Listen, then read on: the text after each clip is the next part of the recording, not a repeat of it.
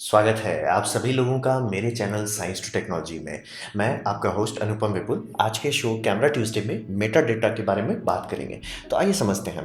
तो सबसे पहले समझिए मेटा डेटा है क्या, क्यों इसके पीछे लोग पढ़ते हैं। आप ये समझिए, कोई भी फोटो खींचे या वीडियो आप खींचे, चाहे वो मोबाइल पे हो, चाहे वो गोप्रो में हो, चाहे आपका डीएसएलआर में हो, चाहे मिररलेस में हो, वो बहुत सारा सब डेटा बनाता है। मतलब समझिए मेटा डेटा को एक तौर से कहा जाता है डेटा अबाउट डेटा। तो ये जो है इंफॉर्मेशन को स्टोर किया जाता है। इस इंफॉर्मेशन को किसी कंटेनर में रखा जाता है। एक कंटेनर बहुत पॉपुलर है, एक्सचेंजेबल इमेज फाइल फॉर्मेट यानी कि एक्सएफ। यानी कि अगर आप विंडोज़ में राइट क्लिक जाके प्रॉपर्टीज़ करते हैं, प्रॉपर्टीज़ के बाद जनरल में आपका जेनरिक खुलता है, उसके बाद अगर आप डिटेल में जाएंगे आपको खूब सारा इन्फॉर्मेशन मिलेगा। और आपका जनरल कोई भी इमेज व्यूअर हो, जैसे कि मेरा पर्सनल फेवरेट इनफान व्यूअर, उसमें आपको सीधे सीधे एक्सएफ दिखा देगा। एक्सएफ खोलिए तो एक्सएफ का डेटा मिलेगा। तो ये सब डेटा जो है काफ़ी काम आता है। और ये मतलब अगर आप फोटो में छिड़खानी नहीं किए, ये हमेशा इंटैक्ट रहता है। तो ये काफ़ी इंपॉर्टेंट चीज़ हो जाता है। और ऐसा नहीं कि सिर्फ फोटो में होता है, वीडियो में भी होता है। आप जो स्लेट देखते हैं एक तौर से ये मेटा डेटा ही दे रहा है, और ये मेटा डेटा वीडियो में भी दे रहा है, और कई कई केसेस में फाइल्स में भी दिया जाता है। तो ये समझ लीजिए, मतलब डेटा है, बहुत सारा डेटा। अब कैमरा के केसेस में हर कैमरा में सेम ही हो, चाहे वीडियो हो चाहे वो लेंस, तो लेंस ही रहेगा। एपर्चर प्रायोरिटी में अगर आप शूट कर रहे हैं वो एपर्चर प्रायोरिटी ही दिखाएगा। तो इसीलिए कंटेनर बनाया गया था, एक्सएफ कंटेनर। और ये हर कैमरा में होता है, चाहे वो नाइकॉन हो, सोनी हो, कैनन हो, कुछ भी हो, सब में होता है। ये एक यूनिवर्सल टाइप है। हाँ, हर कैमरा इस पर डिटेल पूरा नहीं डालेगा, मतलब मेन चीज़ डाल देगा, ब्रांड, मॉडल नंबर, ये सब डाल देगा, लेकिन बहुत सारा डिटेल हटाया दिया जाता है। जैसे कि नाइकॉन के केस में आईएसओ जनरली अच्छे से नहीं दिखता है, सोनी के केस में कुछ और नहीं मिलता। ये हो सकता है, तो इसके लिए आपको तिगड़म वाला चाहिए। जैसे कि एग्जांपल में फोटोशॉप पूरा पढ़ सकता है, लाइट रूम पूरा पढ़ सकता है, इनफान व्यू पूरा पढ़ सकता है, लेकिन राइट क्लिक कर करके आपको देखने को मिलेगा तो बहुत बार हो सकता है कि आपको डिटेल ना मिले, क्योंकि काफ़ी इन्फॉर्मेशन ऊपर लेवल पे, लेकिन बहुत सारा चीज़ में छेड़खानी किया रहता है। तो अब बात करते हैं वीडियो में क्या है। तो वीडियो में समझिए कि वीडियो आजकल जैसे जैसे हम लोग फिल्म कैमरा को छोड़ते गए, धीरे धीरे अब हम लोग इसमें डिजिटल में आते गए, तो एक नया रोल बन गया है। उस रोल का नाम है DIT, यानी कि डिजिटल इमेजिंग टेक्नीशियन, DIT। और ये DIT का मेन काम होता है कि फाइल मैनेज करना। मतलब DIT को अगर आप एकदम सिंपल कर देना चाहते हैं कि क्या है, मतलब तुमको किस लिए पैसा दिया जा रहा है सिनेमा में, जवाब यही आएगा कि तुम्हारा काम है फाइल एक जगह से दूसरी जगह ले जाना। यानी कि कैमरा से, ऑडियो रिकॉर्डर से, जो जो चीज़ है सबसे डेटा कलेक्ट करना और उसको स्टोर करना। अब यहाँ पे मेटा डेटा बहुत इंपॉर्टेंट हो जाता है, क्योंकि जैसे मान लीजिए मैं यूट्यूब वीडियो बना रहा हूँ, मैं क्या ज़्यादा से ज़्यादा मैं क्या करूँगा, मेरा कैमरा है, मेरा यहाँ ऑडियो रिकॉर्डर रखा हुआ है, बस ये दो को सिंक करना है। लेकिन वहीं अगर आप सिनेमा की बात करते हैं, बहुत अच्छा चांस है कि एक बड़ा कैमरा हो, बहुत अच्छा चांस है कि दो तीन कैमरा हो, बहुत गारंटीड चांस होगा कि मतलब दो तीन रिकॉर्डिंग मीडियम हो जिसमें ऑडियो अलग अलग तरीके से रिकॉर्ड किया जा रहा हो।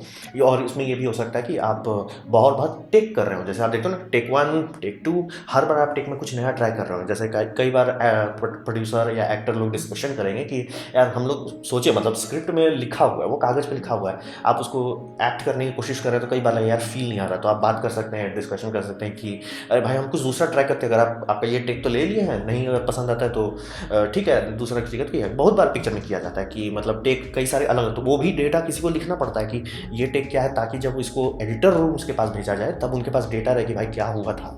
तो आप कई बार देखते होंगे DIC के पास कीबोर्ड माउस ये सब लेके बैठे रहते हैं। वो कीबोर्ड का मेन काम क्या है, सारा डिटेल लिखो। जैसे कि अगर आप देखना चाहेंगे सिनेमा कैमरा में लेंसेज जो होते हैं उसमें बहुत कम इलेक्ट्रॉनिक कॉन्टैक्ट्स रहते हैं, कुछ कुछ केसेस में कुछ नहीं रहता, खास करके पुराना PL माउंट अगर आप इस्तेमाल कर रहे हैं तो मतलब PL लेंस का, तो उसमें लिखना पड़ेगा किसी बंदा को कि भैया ये 18 मिलीमीटर पर शूट हुआ था, उसका एपर्चर इतना था, उसका ट्रांसल्यूशंस इतना था, ये सब लिखना पड़ता है। और इसका बहुत और कारण भी हो जाता है कि जैसे अगर आप CG डालना चाहते हैं तो CG के लिए आपको कैमरा एक वर्चुअल बनाना पड़ता है। वर्चुअल कैमरा बनाने के लिए आपके पास कैमरा का डिटेल होना ज़रूरी है।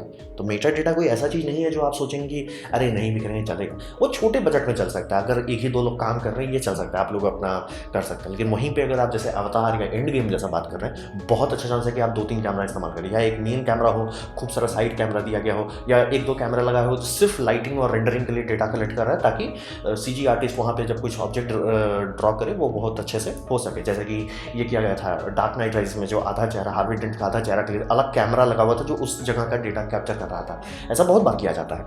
तो ये सारा काम मेटा डेटा के चलते ही पॉसिबल है, क्योंकि कैमरा से आपने खींच लिया, अब वो फाइल आपके पास 50-60 फाइल आ गया है। अब 50-60 फाइल में से कौन सा फाइल कब खींचा गया था, किस तरह से खींचा गया, किस रेशियो के साथ है, उसका टैग क्या है, क्या इन्फॉर्मेशन है, ये सब उसमें होना ज़रूरी है। तो DIT ऐसा नहीं है सिर्फ और सिर्फ फाइल कॉपी करते हैं, कई बार उसमें अच्छे से सारा चीज़ कैटलॉगिंग करेंगे कि हाँ भाई इस एक्टर का मतलब एक्टर के हिसाब से ये सीन अच्छा था, और ये सब डेटा एडिटर के पास जा सकता है। ये सब डेटा मतलब जब रफ एडिट किया जाएगा उस दरमियान इसका 2-3 टेक बना सकते हैं कि ठीक है यार ये सीन लगा के देखो, ये सीन लगा के देखो क्या होगा। कई पिक्चर्स में ऐसा होता है।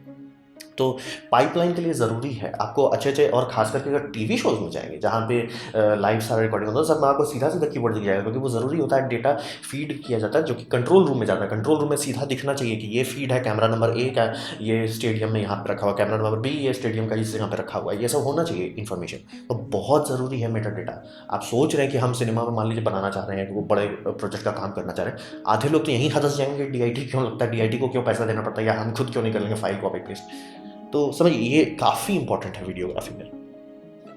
अब बात करते हैं, ठीक है आप इतना मेहनत किए है, मान लीजिए पूरा अच्छे से मेटा डेटा को समझने की कोशिश कर रहे हैं, राइट क्लिक करके हर फाइल का दिख रहे हैं, उससे आपको क्या फ़ायदा है? उससे सबसे बड़ा फ़ायदा होता है कि जब भी आप बहुत सारे इक्विपमेंट्स को जोड़ने की कोशिश करते हैं, जैसे मेरे केस में मैं सिर्फ 2 ही चीज़ को जोड़ रहा हूँ, एक ऑडियो है, एक वीडियो है, कोई बड़ी बात नहीं, लेकिन वहीं पर अगर ये मल्टी कैम सेटअप हो, वहाँ पर ये करना एकदम कंपल्सरी हो जाता है। तो वहाँ पर मेटा डेटा होना चाहिए, वो बहुत ही एक खास तरह का मेटा डेटा है जिसे हम लोग कहते हैं टाइम स्टैम्प्स। तो टाइम स्टैम्प जरूरी ये होता है कि आप सोचोगे ना कि मैंने सेट कर दिया 10:11, 10:11, सब कैमरा में लिया, सब सही नहीं, सबका कैमरा अपने आप से फिसलने लगता है। ये होता है क्रिस्टल्स में, ये होती है फिसलता है। और चूंकि आप फ्रेम रेट आजकल इतना हाई हो गया कि 30 फ्रेम पर सेकंड चल रहे हैं। 24 तो इसलिए करते थे कि फिल्म उससे ज़्यादा तेज चलाने में टूटने का बहुत रिस्क रहता था, तो 30 तो वो भी नहीं पहुंचता था, फिर 30 हो गया, 60 हो गया। तो ऐसा फ्रेम रेट करें तो आपका लिटरली ऑडियो और वीडियो ड्रिफ्ट करने लगेगा। 2-3 कैमरा है, मतलब लिटरली जब एडिटर रूम में डालेंगे राइट क्लिक करके ऑडियो सिंक करने का, स्क्रैच ऑडियो से नहीं कर पाएगा। तो लोग इस तरह के इक्विपमेंट्स खरीदते हैं, ये हर जगह लगाया जाएगा। जैसे कि आपका ऑडियो रिकॉर्डर में एक दे देंगे, कैमरा है उसमें डाल देंगे, 2-3 और कैमरा है उसमें डाल देंगे, 2-3 रिकॉर्डर उसमें डाल देंगे, ताकि सबका टाइम एक चले। ये भी एक मेटा डेटा का एकदम कंपलसरी होता है। ये कर देने से आपको एकदम पूरा सेट मिल जाएगा। जैसे बिग बॉस अगर चल रहा है, मान लीजिए खूब सारे कैमराज हैं, खूब सारे कैमरा, वो सब कैमरा टाइम सिंक किया जाता है, ताकि मतलब जब कोई भी कट कर रहा है एडिट करने के लिए तो उसको तुरंत मिल जाएगी। अच्छा 12:10 पे लोग क्या कर रहे थे, 12:10 पे यहाँ पे ये नौटंकी हो रहा था, तो दूसरे जगह पे 12:10 पे क्या हो रहा था, और ये सब घड़ी मान लीजिए अगर 1-2 मिनट भी आगे पीछे हो गया समझ सकते हैं, फिसल जाएगा। तो ये कंपलसरी हो जाता है मेटा डेटा को ढंग से मैनेज करना। आपको एक सिंपल पर्सनल एग्जांपल देना चाहूँगा। तो हम हमारी जब इंस्टीट्यूट में पढ़ाई कर रहे थे तो हम लोग को एक जगह ले गया गया था ट्रेनिंग के लिए। तो वहाँ ट्रेनिंग पे हम लोग काफ़ी फ़ोटो खींचे थे, 2-3 लोग थे, कैमरा थे, फ़ोटो था, सबका फ़ोटो मेरे पास आया, हम जमा करके उसको गूगल ड्राइव में अपलोड कर रहे थे। ये रिसेंटली किया, मतलब अभी रिसेंटली पता चला गूगल ड्राइव में फ्री में अपलोड कर सकते हैं। तो कर रहे हैं अपलोड। अब देख रहे हैं कि मेरा फ़ोटो सब आ रहा है कुछ साल पहले का, और उससे 2 साल पहले बाकी कैमरे का फ़ोटो आ रहा है। बोले ये क्या हो गया? क्योंकि किसी ने डेटा गलत रखा हुआ था, यानी डेट जो था आपके कैमरा का आउट ऑफ सिंक था, फजीयत हो गया। मेरे पास थैंकफुली सर्टिफिकेट था उस जगह का, तो पता चल गया कौन सा डेट एक्यूरेट है, उस डेट के हिसाब से शिफ्ट कर दिया। थैंकफुली सिर्फ ईयर गलत था। और ये आप लोग के साथ हो सकता है, बहुत अच्छे लोगों के साथ हो जाता है कि भैया फोटो देख रहे हैं, भैया शादी तो 2015 में हुआ है और यहाँ पे फोटो में दिखा रहा है 2013। होता है, कई लोगों के साथ होता है, क्योंकि कैमरा अपना डेटा बार बार आपको दिखाएगा नहीं मेरा डेट क्या है। तो प्लीज़ उस पर भी ध्यान रखें। और फाइल सॉर्टिंग में ये बहुत इंपॉर्टेंट हो जाता है। जैसे जैसे अगर आप अभी फोटोग्राफी स्टार्ट किए हैं, या आपका अभी कुछ टीम है छोटा सा, वो अभी एक शादी किया था, कोई बड़ी बात नहीं है, लेकिन 5-6 शादी अगर आपको मैनेज करना पड़ जाए 1 महीने के अंदर, या 6-7 तो, या कई केसेस में होता है कि मतलब हफ्ता में 2 शादी तो मिक्स में लिख के हो रहा है। अभी तो नहीं, अभी तो पूरी दुनिया बंद हो गई है, तो 2-3 साल तक तो कुछ नहीं होने वाला। लेकिन मान लीजिए उस तरह के माहौल में आपको शिफ्ट करना है, फाइल के ऊपर फाइल है, डेटा के ऊपर डेटा है, मेटा डेटा यहाँ पे आपका आधा काम आसान कर देता है। अब वहीं पर आप सोचना चाहिए कि देखो ये ब्राइड का फोटो जो है ना, ये कैनन में बहुत अच्छा आ रहा है, और वीडियो के लिए आप सोनी इस्तेमाल कर रहे हैं, लेकिन टाइम आप कहाँ से देखोगे? मेटा डेटा में रहता है। मेटा डेटा से आप एडजस्ट कर सकते हैं, अरेंज कर सकते हैं, बल्ले बल्ले सब चीज़ मिलने लगेगा। और मैनेजमेंट बेस्ड ऑन कंडीशन ज़रूरी होता है। ये जैसे अगर आप आज स्टार्ट किए हैं फोटोग्राफी और आप जानना चाहते हो कि मेरा हैबिट क्या है, मैं किस तरह से ज़्यादा फोटो लेता हूँ, राइट क्लिक करके आप देख सकते हैं। उसमें आप ये देख सकते हैं कि जैसे कि अगर आप लाइट रूम लगाएंगे, लाइट रूम के ऊपर में आपको खूब सारा इन्फॉर्मेशन मिलेगा। वो इन्फॉर्मेशन से आप कर सकते हैं, जैसे आपका जूम लेंस है, किस मिलीमीटर पे आप सबसे ज़्यादा फोटो किया है, आपको पता चल, मान लीजिए आपका 24-70 है, पता चला आप 50 पे ही सब चीज़ खींचे, आप आराम से 50 का प्राइम लेंस खरीद लीजिए। क्या होगा? एक्चुअल डेटा रहेगा, एक्सपीरियंस रहेगा। इसीलिए मेटा डेटा मैनेजमेंट के लिए बहुत अच्छा रहता है। अगर आप 15-20 मिनट रिकॉर्डिंग से पहले खर्च कर दें कि भैया ठीक है मेटा डेटा सबका चेक कर लो, सब चीज़ एक्यूरेट है कि नहीं, वीडियो सेटअप में टाइम सिंकिंग से लगा लो, आप अपने आप को धन्यवाद करते रहेंगे ज़िंदगी भर कि भैया पोस्ट प्रोडक्शन में आपका दिमाग नहीं खराब हुआ। ये बहुत इंपॉर्टेंट है। अब बात करते हैं कॉपीराइट और प्रोटेक्शन। यहाँ पे मामला सीरियस हो जाता है। यहाँ पे जनरली लोगों को कहा जाता है कि आप कोई भी फोटोग्राफर है अपना जियो टैगिंग इन्फॉर्मेशन हटा दें। और खास करके जो लोग मोबाइल फोटोग्राफी करते हैं उसमें आप ये समझिए mobile generally geo tagging on रखता है, तो जीपीएस बंद रखें। और एप्पल के केस में तो वो तो सीधा सीधा डिफॉल्ट में ऑन रहता है। बाकी केसेस में आपको ऑन करना पड़ता है। तो वो काफ़ी सारे फोटोज़ में लोगों के साथ हुआ कि स्टॉकर स्टैक कर लेते कैसे, क्योंकि वो फोटो आपने अपलोड किया, फोटो का टैग नहीं डिलीट किया गया था, तो वो टैग राइट क्लिक करके देख लेगा, गूगल मैप में दिख जाएगा कहाँ पे फोटो खींचा गया था। जनरली कहा जाता है सारे फोटोग्राफर्स को, अगर आप कहीं ट्रेनिंग ले जाएंगे भैया प्लीज़ जियो टैग तो हटा दीजिए, अगर है तो हटा दीजिए, जियो टैग देने का ज़रूरत नहीं है। हाँ, अब मान लीजिए आप किसी मैरिज हॉल में फोटो खींच रहे हो, बहुत बड़ा है, उसका ढिंढोरा पीटना चाहते तो बात अलग है, लेकिन जनरली अपना पर्सनल डेटा उसमें ना रखें। हाँ, कंपनी का इन्फॉर्मेशन रखें, मैं इस कंपनी में काम करता हूँ या मेरा ये नाम है, मेरा ये वेबसाइट है, बहुत ज़्यादा पर्सनल ना दें। तो जनरली यही कहा जाता है कि जियो टैग का डेटा जो है वो हटा दिया जाए, ताकि वो प्राइवेसी आपका कॉम्प्रोमाइज़ कर सकता है। तो बड़ा सीरियस चीज़ है, उसको सीरियस मजाक में नहीं लेना चाहिए। अब फिर बहुत लोग होते हैं जो स्टॉक फोटोग्राफी करते हैं, खूब सारे स्टॉक फोटोग्राफी करते हैं फिर अपलोड करते हैं। वहाँ पे अगर आप लाइट रूम में बैठ के वहाँ पे आपको कीवर्ड्स में अगर आप टाइप कर देते हैं ये कीवर्ड, सीधे कोई भी स्टॉक वेबसाइट है जो मतलब आपको कैटलॉग करने देगा, वो सीधे उस कीवर्ड को निकाल लेगा। फ़ायदा आपको दोबारा ये सब टाइप नहीं करना पड़ेगा, 5 मिनट में आपका काम हो जाए। मतलब आप पहले से सेटअप किए, जैसे मान लिया आज आपने फोटोग्राफी किया था, ये आप खूब सारा स्टॉक फोटोग्राफी फ्लावर का लेना चाह रहे हैं, फ्लावर का टैग दे दिया, उसमें टैग आप कीवर्ड के ऊपर कीवर्ड लगाते चले गए, तो जैसे ही स्टॉक मार्केट के वेबसाइट में गया वो धड़ाक से अरेंज कर लेगा। अरेंज जितना अच्छा होगा उतना अच्छे से सर्च रिजल्ट मिलेंगे। तो काफ़ी लोग ये सब ऐसा ही समझिए, शुरू का 5 मिनट लगाइएगा, अगले दिन आपको 1 घंटा बचेगा। और ये तो आपको पता ही होगी, हर कैमरा में होता है कॉपीराइट इन्फॉर्मेशन, चाहे कैनन हो, चाहे सोनी हो, चाहे नाइकॉन हो। आपको सीधा सीधा मेरे केस में कैनन में है कॉपीराइट इन्फॉर्मेशन, वहाँ पे आप नाम और एक वेबसाइट जनरली डाल सकते हैं, चाहे तो ईमेल भी डाल सकते हैं। तो इसमें ये सीधा सीधा इन्फॉर्मेशन है। और जनरली एक अगर आप मान लीजिए किसी को सेल कर रहे हैं इन्फॉर्मेशन, इमेज आप मान लीजिए, और आपको डर लग रहा है कि कोई शायद इसको कॉपी ना कर ले, एक काम कीजिए, सारा का सारा मेटा डेटा डिलीट कर दीजिए।